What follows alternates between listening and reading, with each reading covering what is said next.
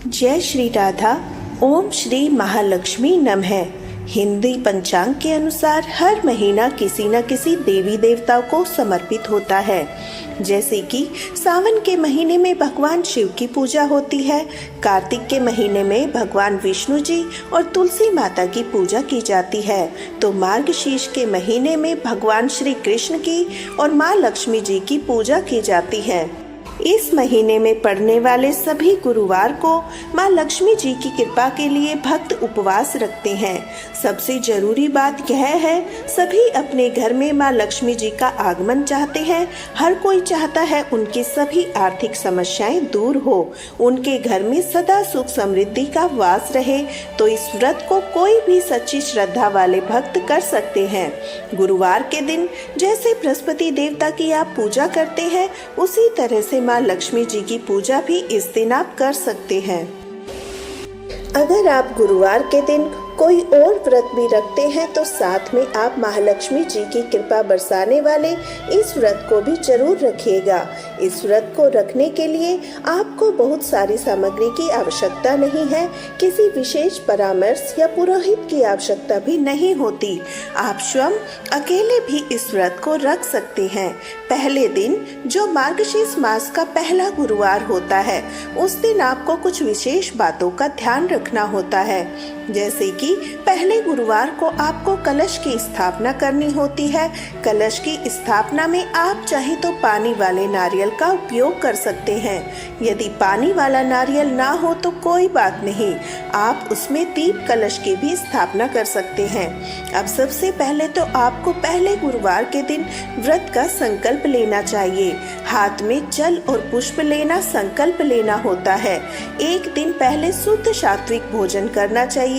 गुरुवार का दिन होता है, इसलिए महिलाओं और कन्याओं को सिर के बाल धोकर स्नान नहीं करना चाहिए। ऐसे में आप एक दिन पहले बुधवार के दिन सिर धोकर स्नान कर लें। एक दिन पहले शुद्ध सात्विक भोजन ग्रहण करें। अगर आपने लहसुन प्याज से बना हुआ भोजन भी कर लिया है तो उसके बाद आपको सिर धोकर स्नान करना चाहिए।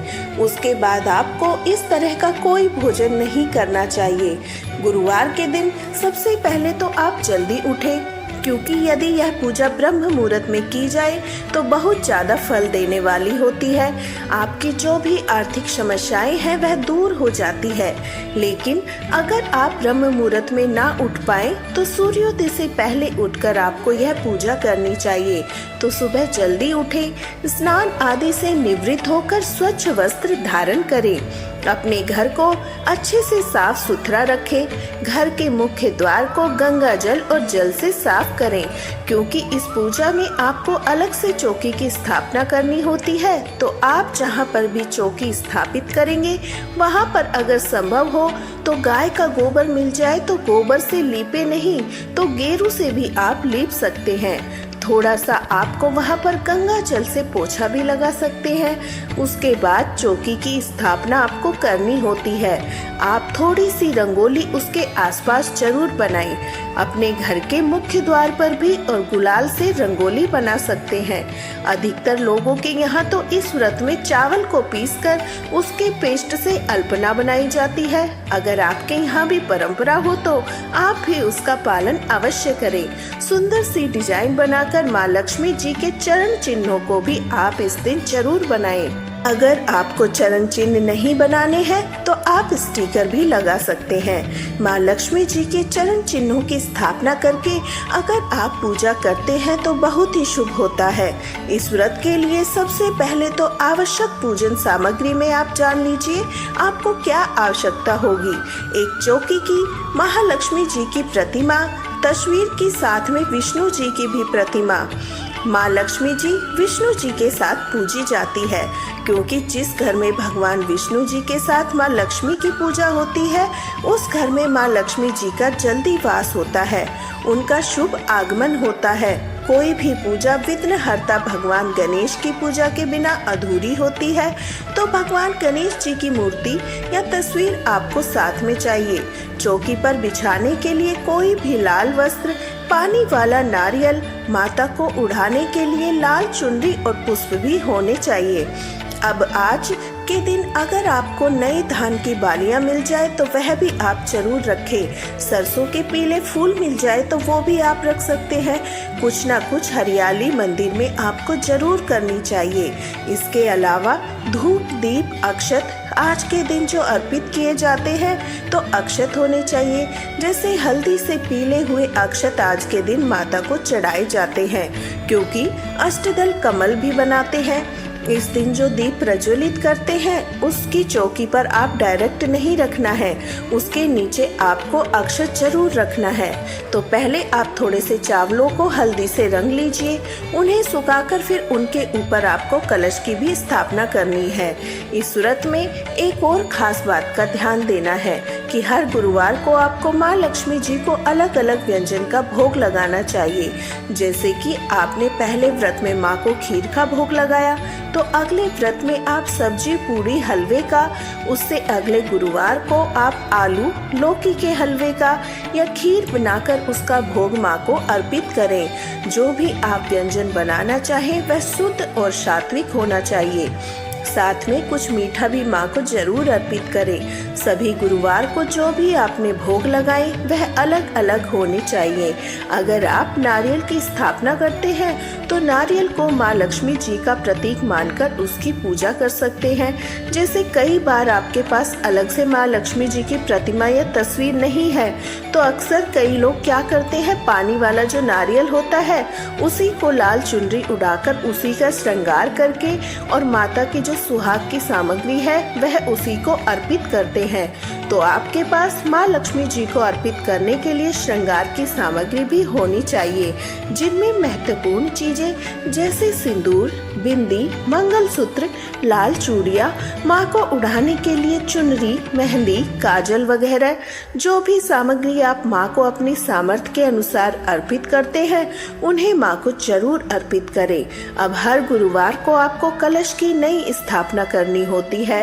हर गुरुवार को यदि आप सामर्थ्यवान हैं तो आप पानी वाला नारियल कलश के ऊपर रखें, नहीं तो दीप कलश की यानी पानी वाले नारियल की जगह आप दीपक जला सकते हैं और उसकी स्थापना कर सकते हैं। दूसरी बात यह है कि कलश का आपको जो विसर्जन है वह अगले ही दिन करना होता है। जैसे कि आपने पहले गुरुवार को कलश स्थापित किया, उसमें जो भी आम के या अशोक के पल्लव रखे हों उन्हीं पल्लवों से जो जल आपने कलश में रखा है उसको आप पूरे घर में छिड़क दे। अपने घर के मंदिर, घर के मुख्य द्वार उस पर भी आप छिड़क सकते हैं। बाकी बचे हुए जल का विसर्जन अगले दिन सुबह स्नान करने के बाद अपने घर के किसी गमले या क्यारी में या किसी पौधे में आप अर्पित कर सकते हैं। उस जल को विसर्जित कर दिया जाता है।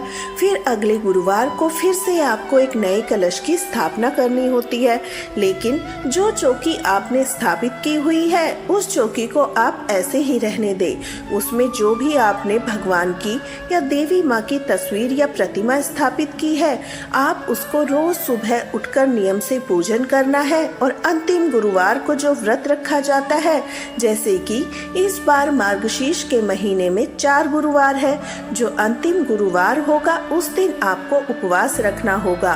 उपवास रखने के बाद शाम को व्रत का उद्यापन करना होगा। इस व्रत को कोई भी स्त्री या पुरुष या कुंवारी कन्याएं कर सकती हैं। इस व्रत को रखने के लिए सुबह आप स्वच्छ वस्त्र धारण करें। लाल वस्त्र धारण करके कन्याओं को या महिलाओं को पूजा करनी चाहिए। काले वस्त्रों का प्रयोग बिल्कुल नहीं करना चाहिए।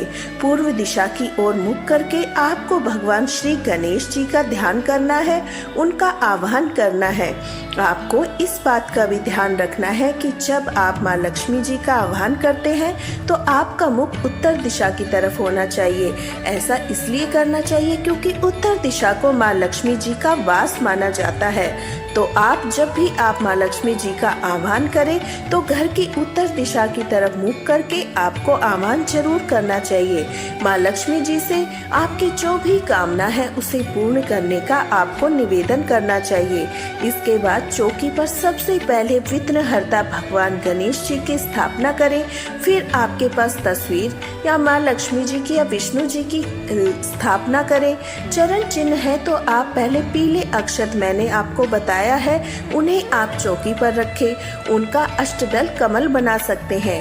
अगर आपको बनाने नहीं आते तो आप चौकी पर थोड़े से अक्षत रखकर उनके ऊपर आप चरण चिन्ह रख सकते हैं। चरण चिन्ह ना हो तो कोई बात नहीं, इनके बिना भी आप पूजा कर सकते हैं। तस्वीर की स्थापना के बाद आपको कलश की स्थापना करनी है। कलश स्थापना के लिए जैसे आप हर बार कलश स्थापित करते हैं, एक मिट्टी का मटका या घड़ा ले, फिर कोई भी धातु का कलश आप ले, उसमें थोड़ा शुद्ध जल और गंगा जल भरकर रखना होगा। कलश के ऊपर मुख पर मोली या कलावा बांधना होगा। कलश पर स्वास्तिक का चिन्ह बनाना होता है। फिर कलश के अंदर आपको सुपारी, दुर्वा, सिक्का, हल्दी की गांठ, पुष्प, अक्षत डालने हैं। इसके बाद कलश के ऊपर आपको आम या अशोक के 5 या 7 पल्लव रखने हैं। फिर उसके ऊपर आपको पूर्ण पात्र रखना होता है। पूर्ण पात्र मिट्टी का एक ढक्कन होता है, जो कि आपको अगर मिट्टी का ना मिले तो फिर धातु का या किसी भी प्लेट का आप इस्तेमाल कर सकते हैं। कलश के ऊपर रख सके उसे रखनी होती है। उसके ऊपर आप पीले रंग के अक्षत रखें। पानी वाले नारियल की स्थापना करें। नारियल को भी लाल चुनरी उड़ाए। यदि माँ लक्ष्मी जी की तस्वीर या प्रतिमा अलग से ना हो तो आप उसी नारियल को माँ लक्ष्मी जी का प्रतीक मानकर सिंदूर और चुनरी या सुहाग की सामग्री अर्पित करें। उसके बाद धूप और दीपक जलाकर विधि विधान से माँ लक्ष्मी जी का पूजन करें। सबसे पहले ओम श्री गणेशाय नमः कहकर पूजा आरंभ करें। फिर ओम श्री महालक्ष्मी नमो नमः इस मंत्र का जाप करते हुए माँ लक्ष्मी जी की पूजा करें। गणेश भगवान को सिंदूर का तिलक लगाएं। माँ लक्ष्मी जी को रोली पुष्प, लाल पुष्प, गुड़हल का, गुलाब का पुष्प हो या कमल का पुष्प हो वह भी अर्पित करें। भगवान विष्णु जी को चंदन का तिलक लगाएं। सुबह के समय पूजा करते समय आपको केवल मिठाइयों या फलों का भोग भी माँ को लगा सकते हैं, लेकिन अगर आप शाम की पूजा में भोग लगाना चाहते हैं तो आप व्यंजन का ही भोग लगाएं, जो कि मैंने इस वीडियो के स्टार्टिंग में बताया है। उसी को प्रसाद के रूप में आपको ग्रहण करना है। कोड़ियों और गोमती चक्र यह माँ लक्ष्मी जी को बहुत प्रिय है। इनसे माँ लक्ष्मी जी आकर्षित होती है। तो अगर आपके पास कोड़ियाँ या गोमती चक्र है तो आप इनकी पूजा में अवश्य रखें। कोड़ियों को और गोमती चक्र को सबसे पहले गंगा जल से साफ करें। उसके बाद उन सभी को अक्षत, रोली, कुमकुम अर्पित करें। माँ लक्ष्मी जी के चरणों में अर्पित करें।